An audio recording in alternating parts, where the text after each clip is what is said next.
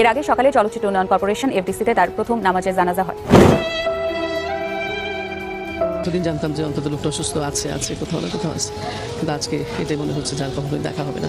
তাই তো বিদায় বেলার এমন ক্ষণে একসময় তার পদচারণার মুখর চলচ্চিত্রের এই টানকেন্দ্রের প্রতিটি কোণে যেন বেজে চলেছে বিষাদের ভায়োলিন। টিউমারে আক্রান্ত ইলিয়াস কাঞ্চন যে কোনো টাইমে পৃথিবী থেকে বিদায় নিতে পারে এ নায়ক। এ খবর নিশ্চিত করেছেন তার বড় ছেলে।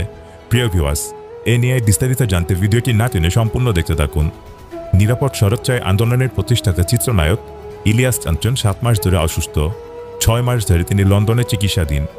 আজ নিরাপদ সড়ক চাই আন্দোলনের সংবাদ সম্মেলনে কানাডা থেকে ভার্চুয়ালি যুক্ত হয়ে এ তথ্য জানান ইলিয়াস কাঞ্চনের বড় ছেলে মিরাজুল মুইন জয়। জয় বলেন, আমার বাবা ব্রেন টিউমারে আক্রান্ত, তার চিকিৎসা চলছে। এবছরের শুরুতে তিনি শারীরিক নানা সমস্যার মুখোমুখি হন। দিন দিন অবস্থার অবনতি হলে গত 9 এপ্রিল তাকে ঢাকার ধানমন্ডি আনোয়ারা খান মডার্ন হাসপাতালে নেওয়া হয়। পরীক্ষা নিরীক্ষা করার পর তার মাথায় MRI করা হয়। রিপোর্টে জানা যায় তার মাথায় টিউমার হয়েছে। ডাক্তারদের মতামত জানার পর ইলিয়াস কাঞ্চনকে লন্ডন নিয়ে যাওয়া হয়। গত 26 এপ্রিল তিনি লন্ডনের উদ্দেশ্যে ঢাকা ত্যাগ করেন।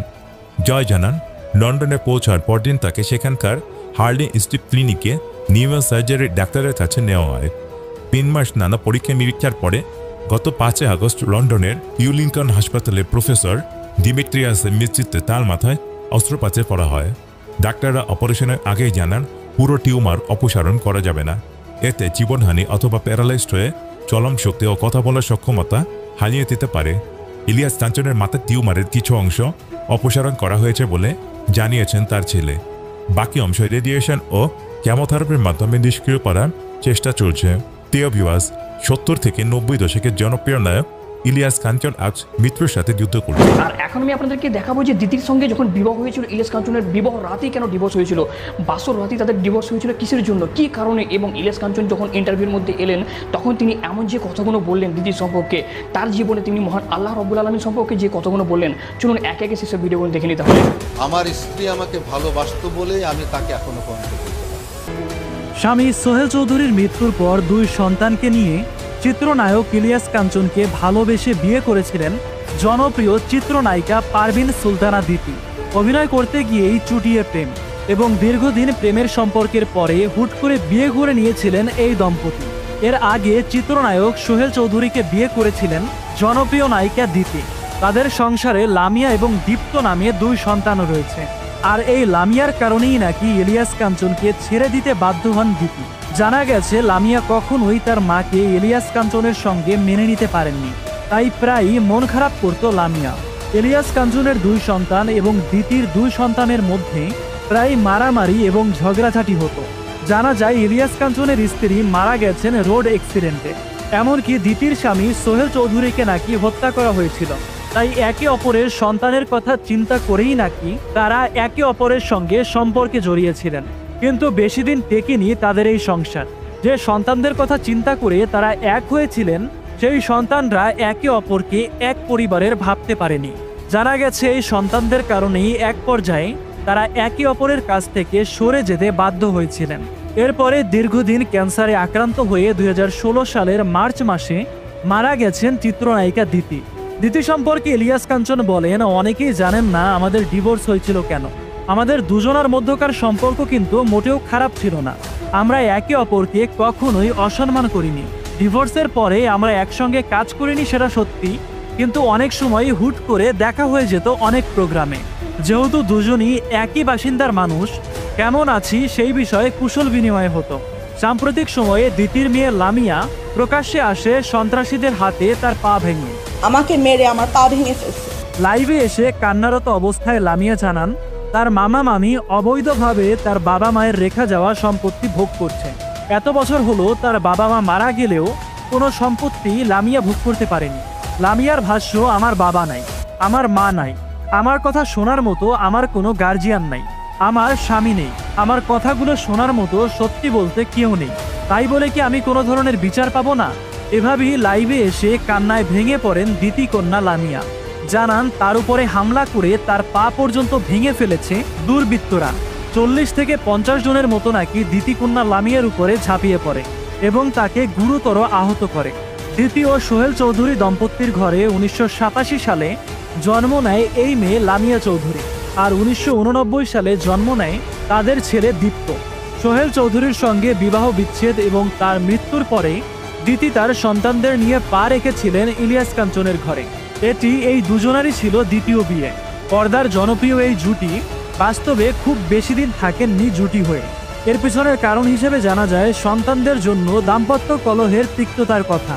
90 দশকের শুরুর দিকে পুরো ফিল্ম ইন্ডাস্ট্রি নির্ভরশীল হয়ে পড়ে দিতির উপর। একের পর এক ছবিতে অভিনয়ের প্রস্তাব আসতে থাকে তার কাছে। এমন সময় হঠাৎ করে দিতি দেশ ছেড়ে পাড়ি জমান সুদূরে। 1995 সালে আবারও দেশে ফেরেন তিনি। বিদেশ ফেরত দিতিকে নিয়ে কাজ করতে ভয় পেত পরিচালকরা। আবার কাজ ফেলে রেখে কিনা বিদেশে চলে যায় সে। অবশ্য দিতির ভাষ্য ছিল তার মধ্যে নাকি কাজের সততা ছিল। দেশে ফিরে একসঙ্গে সাইন করা 12টি সিনেমার কাজই শেষ করেছিলেন দিতি। বাংলা চলচ্চিত্রের এক উজ্জ্বল নক্ষত্র ছিল দিতি। 20 মার্চ বিকেল 4 ঘটিকার সময় দীর্ঘদিন মরণব্যাধি ক্যান্সারের সঙ্গে লড়াই করে অবশেষে রূপালী আকাশ থেকে খসে পড়ে এই তারা। যতদিন পর্যন্ত বাংলা চলচ্চিত্র থাকবে ততদিন পর্যন্ত দিতি বেঁচে থাকবে তার অগণিত দর্শকদের হৃদয়ে। ইলিয়াস কাঞ্চন স্যারের বাসা তো এটাই নাকি? আচ্ছা, উনি যে অসুস্থ এই ব্যাপারে কি জানেন? এটাই তো ইলিয়াস কাঞ্চন স্যারের বাসা। জি, উনি অসুস্থ এরকম একটা নিউজ পাইলাম, যার কারণে আসছে। আপনি কি এখানে কাজ করেন? আমি এখানে ছয়তলায় কাজ করেন। উনি খুব ভালো মানুষ, খুব ভালো মনের মানুষ। আমরা দেখলে সালাম কালাম দিতাম, এমনকি আমাদের আগে সেও সালাম দিত আমাদের। এটা সত্যই, কিন্তু আপনি স্যার অসুস্থ, সবাই দেশবাসীর কাছে দোয়া চাই স্যারে যেন সুস্থ হয়ে তাড়াতাড়ি ফিরে। তার খুব অসুস্থ, ব্রেন টিউমার। প্রিয় দর্শক, আসসালামু আলাইকুম। নায়ক ইলিয়াস কাঞ্চন খুবই অসুস্থ, ব্রেন টিউমারে আক্রান্ত হয়ে মৃত্যুর সাথে পাঞ্জা লড়ছেন, এমনটাই বিভিন্ন গণমাধ্যমে শুনতে পেলাম। বিষয়টি ভালোভাবে জানার জন্য আজকে সরাসরি নায়ক ইলিয়াস কাঞ্চনের বাড়িতে যাচ্ছি। সাথেই থাকবেন, আশা করি ভিডিওটি ভালো লাগবে।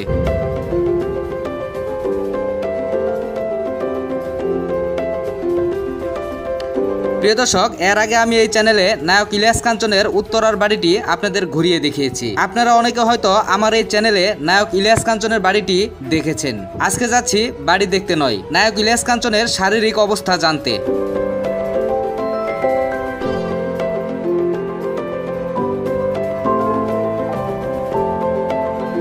প্রিয় দর্শক, প্রায় চলে এসেছি নায়ক ইলিয়াস কাঞ্চন স্যারের বাড়ির সামনে। আমার ক্যামেরায় হয়তো বাড়িটি দেখতে পাচ্ছেন। চলেন তাহলে যাওয়া যাক।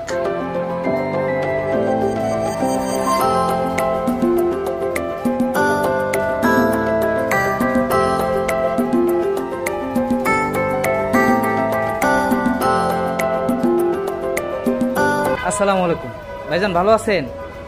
ইলিয়াস কাঞ্চন স্যারের বাসা তো এটাই নাকি? আচ্ছা, উনি যে অসুস্থ এই ব্যাপারে কি জানেন? কিছু যে জানেন, ওনার যে ব্রেন টিউমার হয়েছে এই ব্যাপারে কিছু জানেন? বুঝতে, এখানে কেয়ারটেকার কে আছে? বাসার কেয়ারটেকার আছে না, যে টাকা টুকা তুলে বা দেখা? উনি। আচ্ছা, প্রিয় দর্শক, বাসার সিকিউরিটি গার্ড এই ব্যাপারে কিছুই জানে না। উনি বাসার কেয়ারটেকারের সাথে কথা বলার জন্য বললেন। চলেন তাহলে কথা বলে দেখি।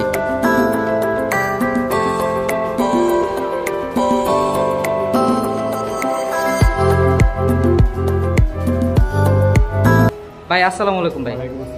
ভাই এটাই তো ইলিয়াস কাঞ্চন স্যারের বাসা? জি, উনি অসুস্থ এরকম একটা নিউজ পাইলাম, যার কারণে আসছে। আপনি কি এখানে কাজ করেন? ছয়তলায় কাজ করেন। আচ্ছা আচ্ছা, উনি অসুস্থ এই ব্যাপারে কি মানে শুনছেন কিছু? কালকে আমি ফেসবুকে দেখলাম যে ওনার ব্রেন টিউমার হয়েছে। বুঝতে পারছি। আচ্ছা, দেখলাম, তারপর এখানে বাইরে জিজ্ঞেস করলাম। মানে কেয়ারটেকার যে আছে উনিও কনফার্ম হয়েছে আর কি। এটা সময় টিভিতে আমরাও দেখলাম। তো উনি এমনি ব্যবহার টেবর বা এরকম, যেহেতু আলহামদুলিল্লাহ অনেকটাই ভালো, ওনার সাথে দেখা হয়েছে, কথা হয়েছে। বুঝতে পারছি। আচ্ছা ঠিক আছে ভাই, আপনার নাম কি? আমার নাম বেশ। ঠিক। প্রিয় দর্শক, বাসার কেয়ারটেকারের সাথে কথা না বললে সম্পূর্ণ বিষয়টি বোঝা যাচ্ছে না। আসসালামু আলাইকুম ভাই। ভাই ইলিয়াস কাঞ্চন স্যারের বাসা তো এটাই? জি ভাই। আমরা একটা তথ্যের ভিত্তিতে আসছিলাম, ইলিয়াস কাঞ্চন স্যার নাকি একটু অসুস্থ, ওনার ব্রেন টিউমার হয়েছে। তো এই ব্যাপারটা জানার জন্য আসলাম আর কি। আপনার বাসা কোথায়? আমার বাসায় স্যারের পাশের বিল্ডিং এ আমার স্যারের, আমি পাশের বাসায় ড্রাইভিং করি। বুঝতে পারছি। ওনার সাথে কি কখনো দেখা হয়েছিল? দেখা হয়েছে, কথা হয়েছে। উনি খুব ভালো মানুষ, খুব ভালো মনের মানুষ। বুঝতে পারছি, ওনার ব্যবহার বা সবকিছু ইনশাআল্লাহ ভালো। খুব ভালো, আমরা দেখলে সালাম কালাম দিতাম, এমনকি আমাদের আগে সেও সালাম দিত আমাদের। আচ্ছা আচ্ছা, উনি যে এই যে অসুস্থ অবস্থায় আছেন এবং কি কালকে কিন্তু সময় টিভিতে একটা নিউজ হয়েছে যে ওনার ব্রেন টিউমার হয়েছে এবং কি খুব মারাত্মক অবস্থায় আছে, মানে রিস্ক অবস্থায় আছে আর কি। তো এই ব্যাপারটা কি জানেন বা শুনছেন পরে? জানি এবং আমি দেশবাসীর কাছে ওনার জন্য দোয়া চাচ্ছি, যাতে আল্লাহ ওনাকে রহমত করে, সুস্থতা দান করে, এইটাই আমি চাচ্ছি। বুঝতে পারছি, আপনার ধন্যবাদ ভাইয়া, আপনাকে ধন্যবাদ। আসসালামু আলাইকুম। প্রিয় দর্শক, কেয়ারটেকারের উদ্দেশ্যে যাচ্ছি, দেখি তার কাছ থেকে বিস্তারিত কোনো তথ্য পাই কিনা। আসসালামু আলাইকুম। জি ভাইয়া, ভালো আছেন? ভাইয়া, অনেক দূর থেকে আসছি, একটা দুঃসংবাদ ছুঁই না, এখন এটার সত্যতা কতটুকু আছে এই বিষয়টা আসলে জানি না। ইলিয়াস কাঞ্চন স্যার নাকি একটু অসুস্থ, ওনার ব্রেন টিউমার। তো এই ব্যাপারটা শোনার পরে আমি চলে আসছি যে গত একটা ভিডিও দিছিলাম, ওনার বাড়িটা ঘুরাই দেখাইছি। তো আপনি কেয়ারটেকার হিসেবে বা এখানে ওনার বাড়ির সামনে দোকান নিয়ে আসেন অনেক দিন যাবত, এই বিষয়টার সত্যতা জানার জন্য একটু আসছিলাম ভাই। এটা জি ভাই, এটা সত্যই, কিন্তু আপনি স্যারে অসুস্থ, সবাই দেশবাসীর কাছে দোয়া চাই স্যারে যেন সুস্থ হয়ে তাড়াতাড়ি ফিরে।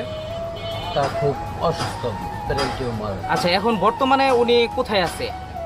উনি বিদেশে ট্রিটমেন্টে, মানে দেশের বাইরে আছে আর কি? দেশের বাইরে চিকিৎসা। আচ্ছা, ওনার ফ্যামিলির তরফ থেকে কি কোনো তথ্য পাইছেন বা এই ব্যাপারে, যেহেতু আপনি এই বাসার দায়িত্বে আছেন? না, এখন পর্যন্ত যোগাযোগ করতে পারি নাই, হয়তো কালকে আজকে যোগাযোগ করব। আচ্ছা, কিন্তু সময় টিভিতে দেখলাম এরকম একটা নিউজ হয়েছে যে ওনার ব্রেন টিউমার শনাক্ত হয়েছে এবং কি খুবই অসুস্থ অবস্থায় আছে আর কি। ওই জায়গা থেকে আমিও পাইছি, এই জন্য আমি যোগাযোগ করতে চাইছিলাম, কিন্তু যোগাযোগ করতে পারিনি। আমি বিকালে হয়তো যোগাযোগ করবো। আচ্ছা আচ্ছা, ওনার ছেলে তো ওনার সাথে আছে? ছেলে ফ্যামিলি ওনার সাথে, মানে পুরো ফ্যামিলি ওনার সাথে আছে। আর এই বাসার দায়িত্বে কে আছে এখন বর্তমান? কেয়ারটেকার হিসেবে আমি আছি, আর স্যারের বুনাই আছে। আচ্ছা আচ্ছা, আপনারা মানে আপনিও মোটামুটি ভাবে তো একটা দায়িত্বের ভিতরে আছেন। স্যারের সাথে লাস্ট কবে কথা হয়েছে আপনাদের, বা এই ব্যাপারটা যদি একটু জানাইতেন। স্যারের সাথে অনেকদিন আগেই কথা হয়েছে, মানে অসুস্থ হওয়ার পরে আর ওনার সাথে কথা হয় নাই? না, আমার কথা হয়, ছেলের সাথে কথা হয়। ইলিয়াস কাঞ্চন স্যারের এমনি ব্যবহার, আপনারা যে এতদিন যাবৎ এখানে কাজ করতেছেন ওনার আন্ডারে বা ওনার বাসার এখানে দোকান নিয়ে আসেন বা কেয়ারটেকার হিসেবে আছেন, ওনার ব্যবহার বা ওনার আচার আচরণ কিরকম যদি একটু বলতেন। উনি খুব ভালো মনের মানুষ, উনি খুব সৎ মানুষ। ওনার সাথে অনেক দিন যাবৎ চলাফেরা করি, এক ভিতর কোনো দুর্নীতি দেখি, মানে খুব ভালো মনের মানুষ, খুব ভালো লোক। বুঝতে পারছি, এখন শুধুমাত্র দোয়াটাই সবার কাছে, দেশবাসীর কাছে দোয়াটাই চাচ্ছেন আর কি। প্রিয় দর্শক, ইলিয়াস কাঞ্চন স্যার সহ তার সপরিবারে দেশের বাহিরে থাকায় তার পরিবারের কারো সাথে কথা বলা সম্ভব হলো না। তবে এটা সত্য, ওনার ব্রেন টিউমার শনাক্ত হয়েছে। সকলেই ইলিয়াস কাঞ্চন স্যারের জন্য দোয়া করবেন, যেন দ্রুত সুস্থ হয়ে আবার আমাদের মাঝে ফিরে আসে। সম্পূর্ণ ভিডিও জুড়ে আমি মোহাম্মদ হিজবুল্লাহ ইসলাম ছিলাম আপনাদের সাথে। প্রিয় দর্শক, আজকে বিদায় নিতে হচ্ছে। চ্যানেলটি সাবস্ক্রাইব করে পাশেই থাকবেন। পরবর্তী নতুন ভিডিও দেখার আমন্ত্রণ জানাচ্ছি। সবাই ভালো থাকবেন, সুস্থ থাকবেন। আল্লাহ হাফেজ। করছি এই ভিডিওটির মাধ্যমে আপনারা ইলিয়াস কাঞ্চনের এবং দিদির সাথে যে ডিভোর্স হয়েছিল সেটা সম্পর্কে জানতে পেরে গেছেন। আশা করছি আপনারা এটাও বুঝতে পারছেন যে তিনি কত ভালো মানুষ ছিলেন এবং আল্লাহভীরু মানুষ ছিলেন। তার জন্য অবশ্যই দোয়া করতে ভুলবেন না। ভিডিওটি ভালো লাগে লাইক করবেন, কমেন্টে জানিয়ে দেবেন। ধন্যবাদ, ভালো থাকবেন, সুস্থ থাকবেন, নিজেদের খেয়াল রাখবেন।